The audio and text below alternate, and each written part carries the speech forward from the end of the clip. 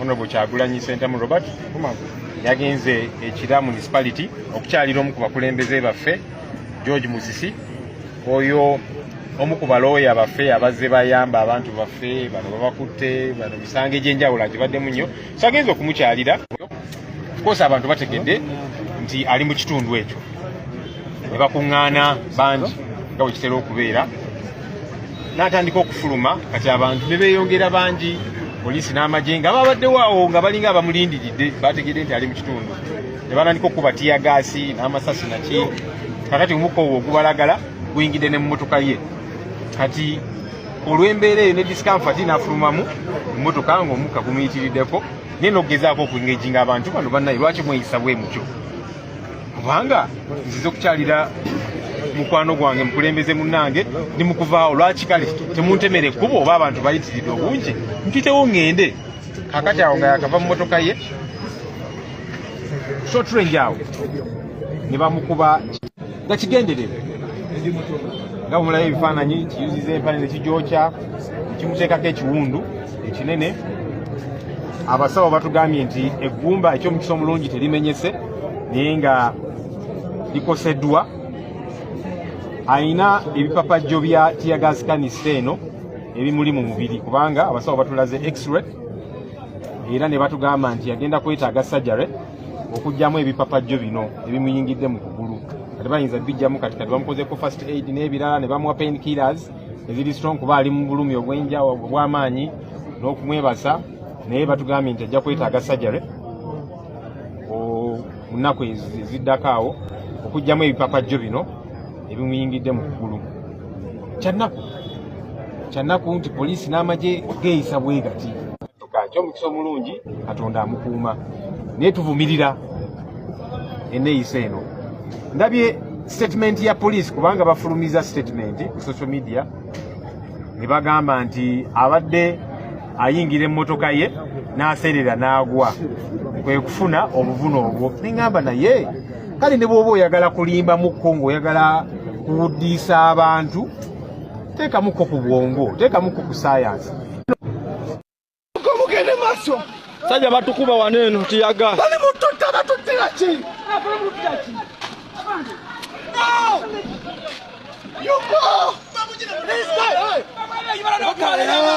abaana babatwala namwe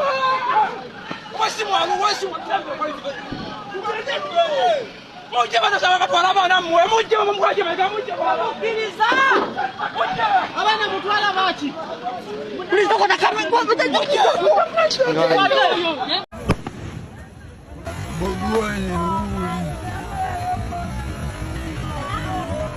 Bwana huyu wa elimu mtu.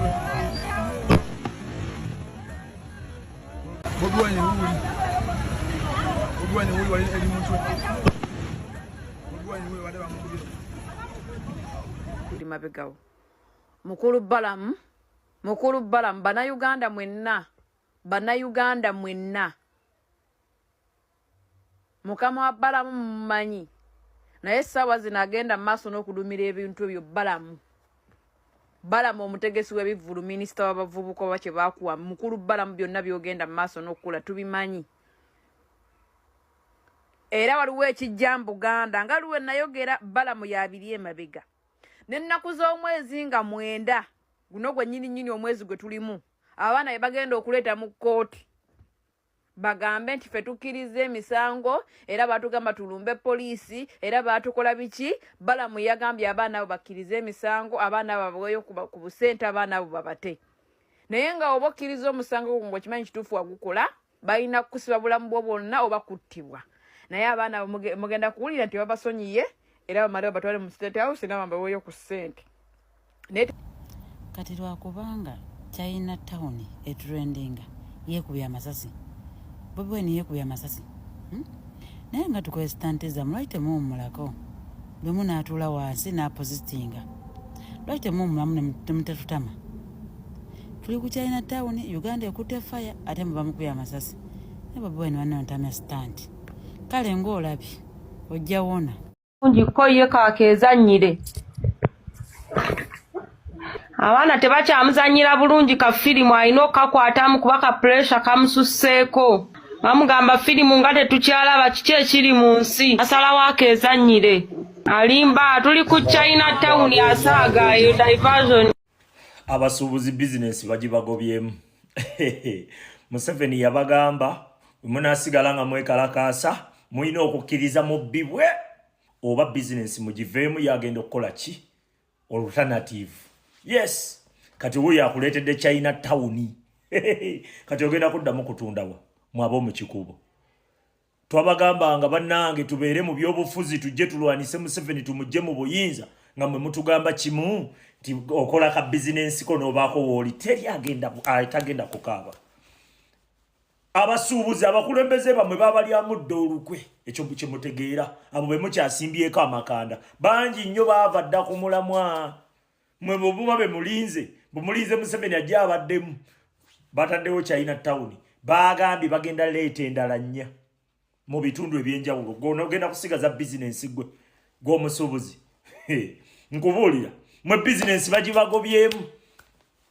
kati gwe munnayuganda olina bonaabona bubonyibonyi oba ensi giveemu. Alternative eriwo ssaawa zino kulwanyisa Museveni kumugjawo oba ensi giveemu kuba nowonoozimba akayumbako bajja kkajjawo. Gye bayita China town bannange bagiddwa embeera yeeyo gy'olaba egenda maaso era tusobodde okufuna omukisa okuyingirako mu supermarket eno ne tugamba katujje tulabe bannayuganda ekibabobbezza omutwe naye maama buli muntu no yeekaabire mbabuulira banga lyonna tubadde tubagamba muwooza kino nakiri kaakati kigenda mu maaso obadde mpulira China town ekiri ku China town bwe ebintu byonna byonna bisaliddwa ebbeeyi of which bannayuganda nabo kye baagala ebintu okukola ki okubika ebbeeyi nga naye ekisiiza okutuluma ng'abasuubuzi ebintu byonna mu ggwanga biri ku bbeeyi nnene lwa musolo. Kati tulina challenges tubadde tukyali ku musolo gwa influence nga buli omwaka aba musolo gwa influence omuchina n'ayingirawo omuchina tetumanyi bbanga kiri agenda omumalawo. Bwe twasisinkana pulezidenti Kololo twasaba abachina bave mu katale ak'okutembeeya ki ebintu lwa nsonga batta akatale nze ngenda nesuubirwa ebintu China bwe mbisuubula URN ebiteekako omusolo ki mungi omugwira wajja wanabeera tax exempted emyaka 10 nga tasasula ki musolo. Kati nze omunnansi asuubula ne banzijjako omusolo sisobola kompitinga na muki na China. Saawa zino ffe bannansi tuli mu kkaaba ebintu biri masitowa lwa musolo munene ate mu China ki China town. Kati Museveni bw'aba awulira ayagala bannayuganda ffenna tubagawale ffenna tusobole okufuna ebintu ku ssente entono tusaba omusolo gukole ki omusolo gukakkane ffenna tusobole okuba nga tutunda kyekimu mu ki ggwanga. Naye kati saawa zino omuchina wanaasala ekintu abantu babadde eri maduuka bakogomadde batunula tebalaba ki basuubuzi naye bonna benye ku China town abantu bali mu kutiŋŋana because ne China town tesobola kusaplayinga Uganda yonna. China town tesobola kusaplayinga Uganda yonna naye tuteesa njagala eveewo era ng'abasuubuzi tulibakamba kuko kubanga tusaba gavumenti esobole okubanga omusolo egusalako omuchina bave mu katale so mu mbeera eyo tugamba omuchina watava mu mirimu gyaffe tugenda mwokya eno Uganda